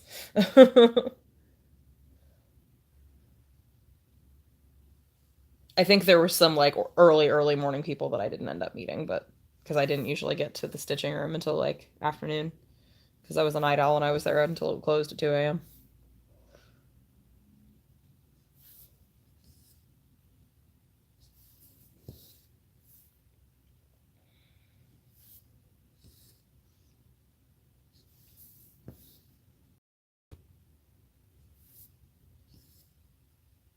I remember there was one night that it was down to, it was like one table, one big table, and it was like me and Sammy, Melissa from Cupcake Stitcher, um, Stephanie from Pam and Stuff, McKenna, and we were all like drinking a lot of alcohol and doing a lot of not stitching. It was a highly entertaining night. That was the night that I fell asleep in Leslie's room. Leslie Floor from Under the Sea. I stayed the night in her room that night. So I was like, I want to be able to drink and not have to drive an hour home. She's like, stay in my room. And there was a big group of us that, like, after the stitching room closed at 2 a.m., we all went up to Leslie's room and continued to sit and drink and not stitch. It was pretty entertaining. Apparently there's a lot less alcohol at Stitch Away than there was at StitchCon.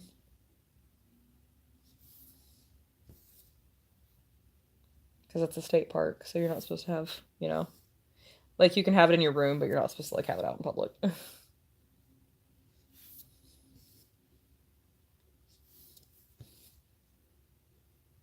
I cut this thread way too long. Because I'm, like, at the end of this section and still have all this thread left. That's okay, though. I'm sure I'll use it at some point.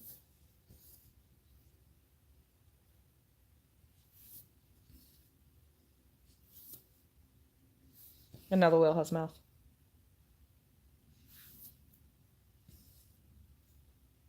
Sandy said, sounds like a perfect night. It was a lot of fun.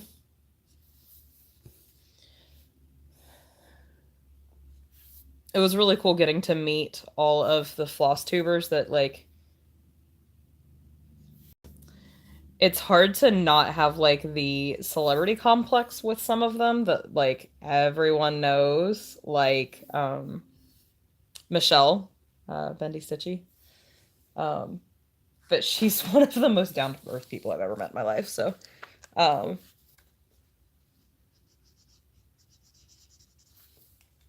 it was also interesting to meet people that, like, I'd never actually watched their FlossTube. I just heard people talk about them, like McKenna. I'd never actually watched her FlossTube before StitchCon. I just heard a lot of people talk about McKenna, and then she was, like, hilarious in person.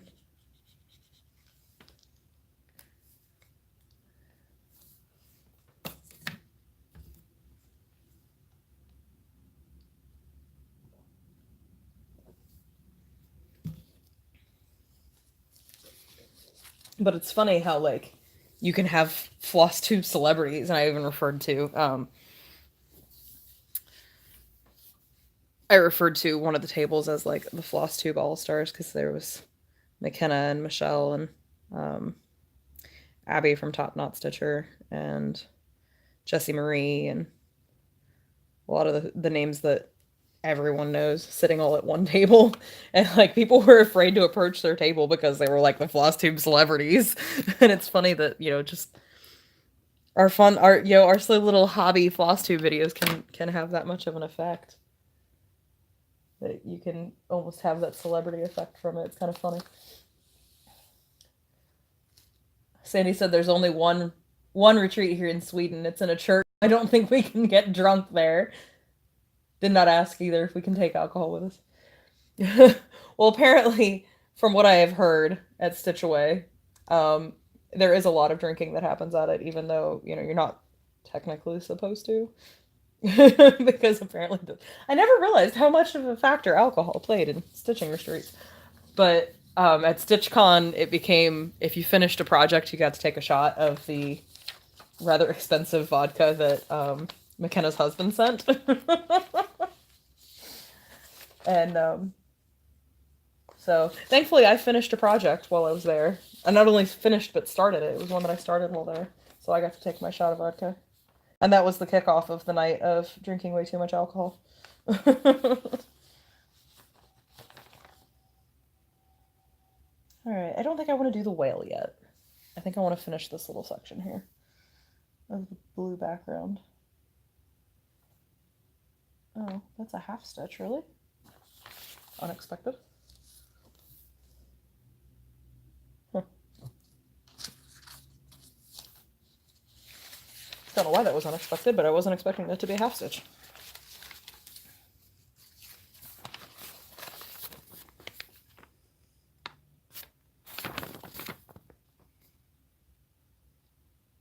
Color number 13. So the colors on these they're just numbers rather than, like, they're just in order rather than, like, I feel like it's Dimensions that does, like, the 5-digit numbers that correspond to something in their inventory. Or the names or things like that. They're just colors. They're just numbers.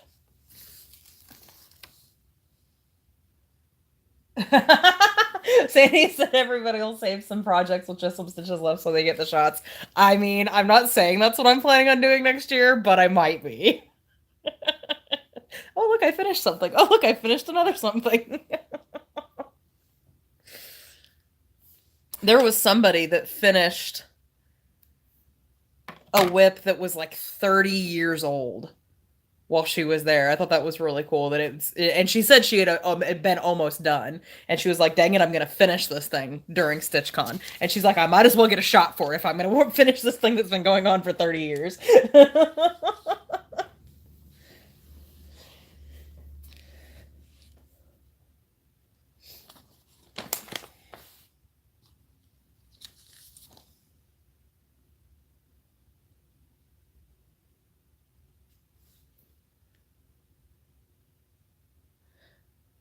That's what I thought. So on the model, I don't know how well you can see this. The half stitches face the same direction as the top leg of the whole stitches. And I think I'm going to do the same thing because I'm down here in this section right here. And that light blue and the white are actually half stitches. And I think I'm going to do that. I think I'm going to do it so that it's... Gina said she deserved a double. I agree. What was really funny was when the people who didn't want the shot themselves gave theirs to Pam. Pam had a lot of alcohol. It was pretty funny. She was rather happy by the end of the day, let's put it that way.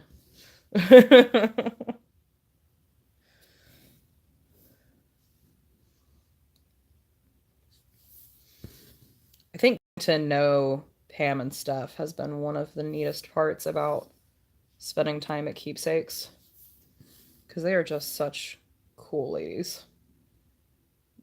Pam has such an interesting, like, life history. Like, she's done such neat things in her life and has really cool stories to go along with it.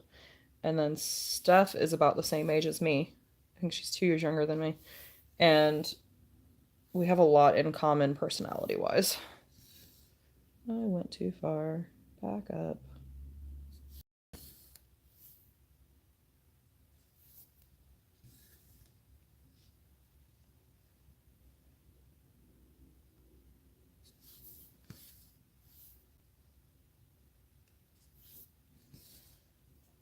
But there's a group that comes to Keepsakes all the time. That they're there like every day.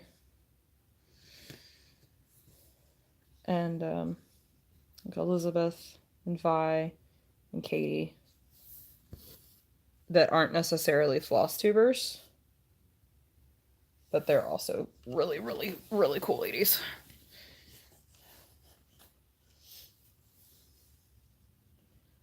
One, two, three, 4, 5, 6, 7, 8, 9. I don't know why I'm counting this. I'm literally just going until I run into that other color, but I guess it never hurts to double count. And that way you know where you screwed up and you can fix it before it gets out of hand.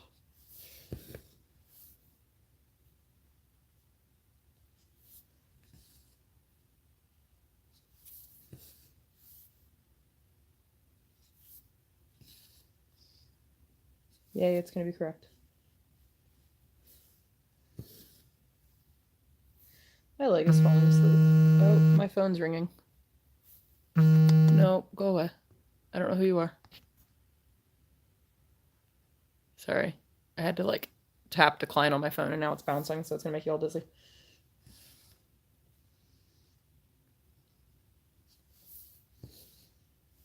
This has been a fun stitch with me. I like it. And I don't know how many of you followed me over here from the Virtual Stitchers group, but if you are interested in doing live hangouts like this, if you go to Facebook and you search Virtual Stitchers, it's a group, and just join the group. We have a Google Hangout that is always open, and you can just pop in there and be like, hey guys, I'm in the Hangout. And if people are available, they'll come jump in it with you. You can do it as video chat. You can do it as voice only. You can do it as text. If you would rather, not be on the webcam, you can just text with the group. But it's a Google Hangout chat. So you can do it from a laptop or from a phone. And we're there anytime anybody's available. Most nights there's 3 or 4 people in it. Some nights there's a whole bunch. And then once a month we do a big hangout where Sammy J broadcasts it simultaneously to YouTube so that you can hang out in the chat just like we're doing right now if you don't want to be in the hangout, for whatever reason. But it's a really cool way to get to know other stitchers. I have to go back. There's a lot of FlossTubers that hang out in it. I really enjoy it because oops, I didn't want to do that one. I really enjoy it because like I really love the social interaction of hanging out with other people to chat. It's kind of like a stitch in or a retreat, only it's on the computer. Um, and so like if it's, 10 o'clock at night and I'm lonely or just kind of want to hang out with some of my new friends, I think it's a really cool thing to do. So I encourage all of you to go join Virtual Stitchers if you haven't already. Come hang out in our Google chats. Sandy said, I like the group, but they start when it's bedtime for me. If you ever want to do the hangout like during the day, like this time of day, just hop in and be like, hey guys, I'm gonna be in the Google Hangout. And like if there's people who are available, they'll come join you. I've noticed they'll come any time of day. I tend to be in it late at night in the US. Sammy works overnights. She works 6 p.m. to 6 a.m. And so a lot of times me and her will be on overnight. Um, but there's definitely people who are not night owls that'll go be in there in the middle of the afternoon, which would be more evening time for you, Sandy. We'd love to have you in there.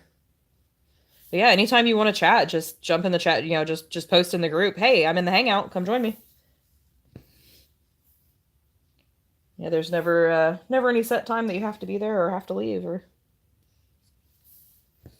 there's people there all time of day. And I think it's really cool that we're starting to get people from all over the world join us. I know that we have a member in Korea. She usually comes in the what would be morning for her before work. She's a teacher. Um, she's an American living in Korea, teaching English. And so it's really fun to chat with her. We have several Canadians. Um, I love meeting Stitchers around the world. That's one of the cool things with the Harry Potter group, the Stitches, Magical Stitches and Literature group. Um, we started a thread in the Ravenclaw Common Room where everybody's from, and it's literally the entire world. We have people from the entire world, and I think that is so cool. Um, I follow several Russian Stitchers on Instagram, and I love it when they post things on their Instagram story that are like them walking around their neighborhoods and stuff. I think it's so cool to look and see how other people in other countries live. Sandy says I'll try. I'm shy to start myself. My English is not the best, so I like to listen most. Well, if you ever wanna hang out in the afternoon, that's usually when I'm the most available now because of being at home by myself during the day. Just be like, hey, is anybody interested? Even if you don't jump in the chat, just be like, is anybody up and interested? And maybe somebody else will jump in the chat and start it.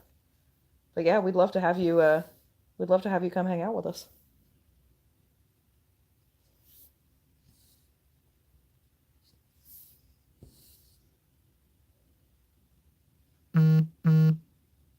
And Sandy says you can try to listen to my Swedish speaking FlossTube. I make them in Swedish and English. Okay, that sounds cool. I'm definitely gonna come check that out.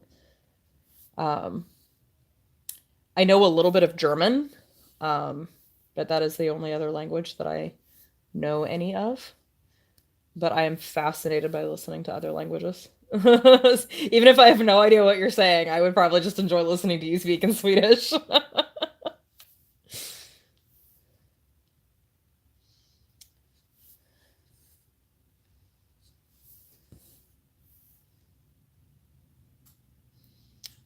I don't know if any of you watch Ingeborg on FlossTube. Um, oh gosh, what is her? I can't come up with her username is. Uh, but she is Dutch, I think, and I love her accent. I love listening to her.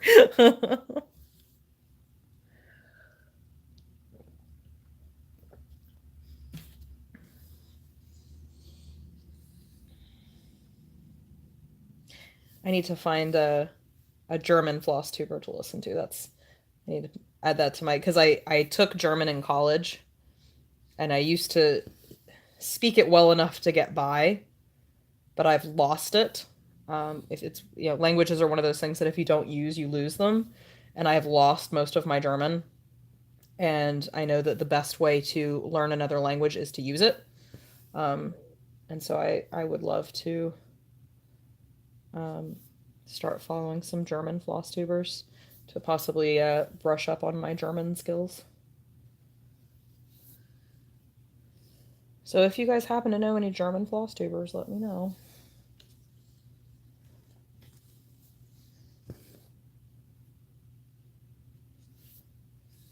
Especially anybody that do dual language videos. I've always wanted to be fluent in another language, but at 33, it's difficult. It's difficult to become fluent in a language. It's difficult to become fluent in a language that you aren't exposed to. Sandy says it's cool to hear another language. So many weird words. I agree.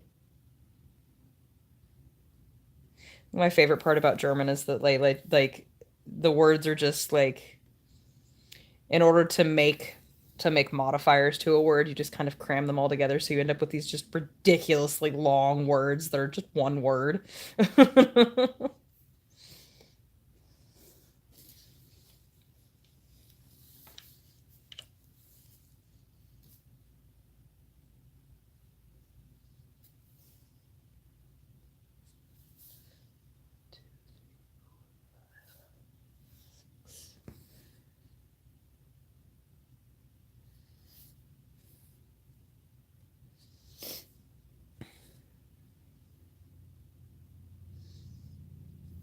This section that I'm stitching now has a whole bunch back stitching over it. It'll have a railing over it that looks like wrought iron back stitched over it. I think that's why there's not much detail in it and why it's all mostly half stitch.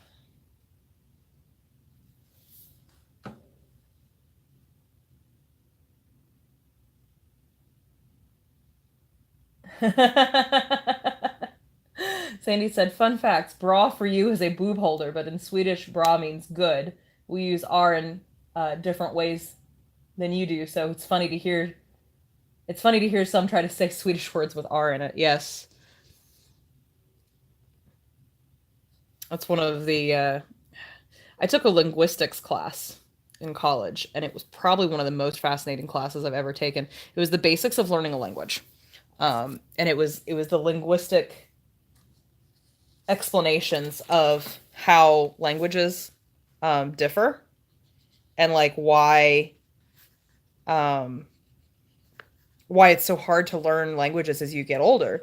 And something that I've always found interesting is as children, we have the ability to hear and speak every combination of letters, but as you get older and you don't hear them, you lose that ability to differentiate them.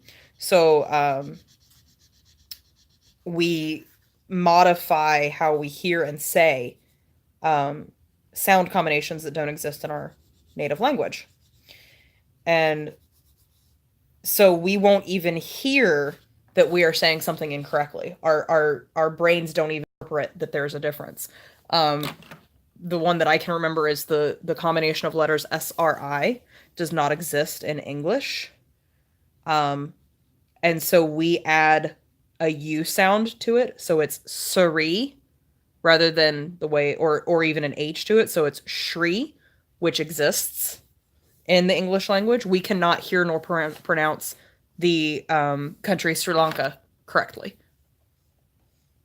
because we have lost that ability as English speakers. And I just think that's fascinating. And so like as a native English speaker, I probably would not hear the difference in how I pronounce a word with an R in it versus how a Swedish speaker would say it. Because my brain has lost that ability to differentiate them. And I just think that's kind of fascinating, the way the brain works. That you kind of kick out any extraneous information that doesn't matter. And that's one of the things that you kick out is how things sound and how to say things. Like you cannot physically say them correctly. And so one of the ways to tell what a person's native language is when they speak a secondary language is what words they pronounce incorrectly. I was also highly amused by the fact that every language has its own way of pronouncing animal sounds, which you never would think about, but like it's a thing.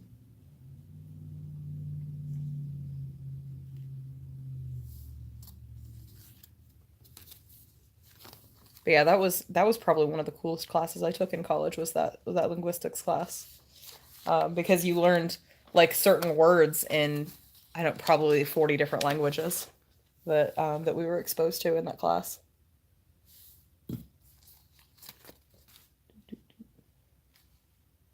I can't find this symbol. There you are. 15.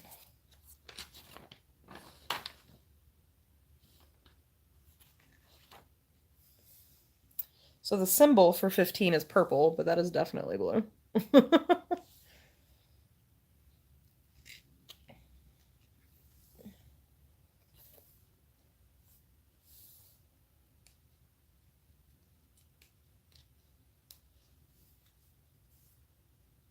I need to start cutting my threads shorter. I need to remind myself this. I'm sitting here unwinding like 8 miles of this thread. I'm like, hey, stop it.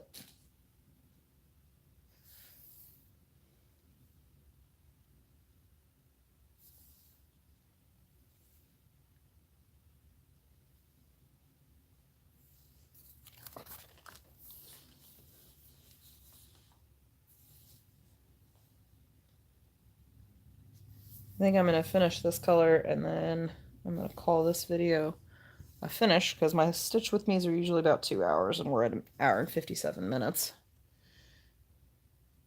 But I do promise that a floss tube, an actual real floss tube, will be coming because I want to show off all my progress. And I want to show off my, I've got some finishes to show off. And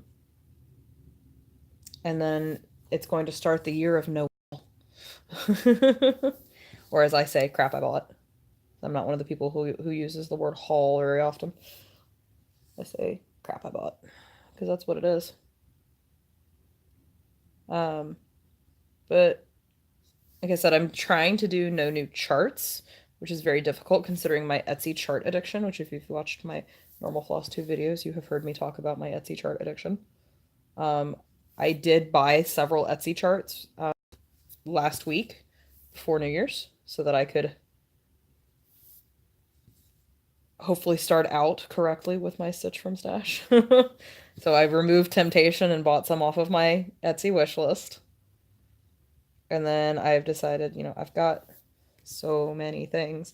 The point of Stitch from Stash is that we all have these huge stashes of charts. And most of us have a serious case of Sable, aka Stitch acquired beyond life expectancy.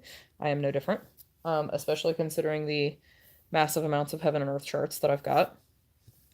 And so to actually get to work on some of these stitch before you die, as Pam puts it, projects, you have to quit buying more. So I am trying to cut down on the number of new charts that I get. I'm not cutting down on the number of things that I've started because you can't stitch something before you die if you don't start stitching it. But I am trying to increase the number of finishes that I get. So I'm trying to focus on finishes this year rather than starts. Last year, my goal was to finish more than I started. I know that I finished 7 things. I believe I started 5. I would have to go back and recount, but I'm pretty sure that I started 5 things last year, which means that I accomplished my goal of finishing more than I started. One of them I snuck in there at the last minute as a finish. I finished it the day before Christmas. Not quite as sneaking it in last minute as Melissa, Cupcake Stitcher, with her Day of the Dead, which she finished on New Year's Eve. which is gorgeous. If you don't follow her, please do. It's a really beautiful full coverage piece that she did that she absolutely flew through. I'm actually quite jealous of how quickly she finished the last column of it. And I feel like if I focused on my Heaven and Earths, I would be much further along than I am. I keep a stitching log of my Heaven and Earths that tells me how many stitches I do each day and how many days of stitching I have left if I continue at my current pace. I have 400 days of stitching left on my Ravenclaw project. I stitched on it for, I believe, 20 days last year. I think it was 20 days total last year. So at that rate, I will have it finished in 20 years. So I really want to get some more stitching on it done this year so that I don't have 20 years left on it. I'm almost finished with page 5. I'm a little over halfway finished with page 5. So I want to finish page 5 on it in the next 2 weeks. And then I'm going to be working on George Washington exclusively. Well, my goal is exclusively, other than when I'm not at home. I do take Lady of the Flag with me when I travel. She's relatively portable on a scroll frame. But than that, from the time I get back from Stitch Away until February 22nd, my goal is to work exclusively on my George Washington panel. I am significantly behind on it. I have since learned that everyone is significantly behind on it, and I am less behind than most. But I do want to try to get at least close to caught up on it. So in order to do that, I need to do about 400 stitches a day on it, which is a reasonable amount of stitches for those 2 weeks. And that month. It'll be about a month that I work on him exclusively. So I'm struggling with stitching it because it's all greens and grays and not very pretty or exciting, but it also doesn't have a whole ton of color changes. So I don't need to be as worried about it, I don't need to be worried about the back on it. I had two different thoughts going in my head. I don't need to worry about the back on it because there's a lot of people who are less picky about their backs than I am. So I need to just like suck it up and just start stitching it and just focus on getting caught up on it. And that way I'm not stressing about it, because I'm stressing about it and I shouldn't be. Cross stitch shouldn't stress you out. Cross stitch should be enjoyable. And I'm really proud of being a part of that group and being a part of what will be a world record holding cross stitch and what I think will be a museum piece. And so I want to not be stressed by it. I want to just enjoy it. And that is the end of that color. I'm now at 2 hours and 3 minutes. So I'm going to go ahead and sign off. For those of you who have joined me today, thank you. Thank you for hanging out in the chat. Thank you for chatting with me. I had a lot of fun with it. Hopefully you guys had a lot of fun with it. I'm going to try to do some more Stitch With Me's. I used to do them more regularly than I do now. I used to do FlossTube more regularly than I do now. I'm going to have a new FlossTube video up as soon as I possibly can, hopefully within the next week. I would like to do one before Stitch Away. In fact, I'm saying that now. I will have one up before Stitch Away. Stitch Away starts next Wednesday, and I will try to do a live video from Stitch Away. So I would say for 2 hours, that's not too bad. That's a nice little start on that project.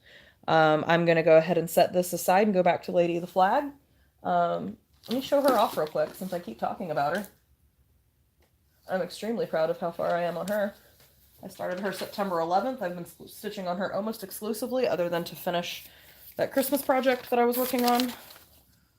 There's Lady of the Flag. There she is. I'm very proud of her. So I'm going to go back to stitching on her. I want to finish that thread that I have just kind of hanging out there. And then, I don't know, I really like this piece. So, I will see you guys on my next FlossTube. Follow me on Instagram if you don't already, Cross Stitch Chaos. And please come join us on Virtual Stitchers. I'd love to see you guys in the Hangout sometime. See you later. Bye.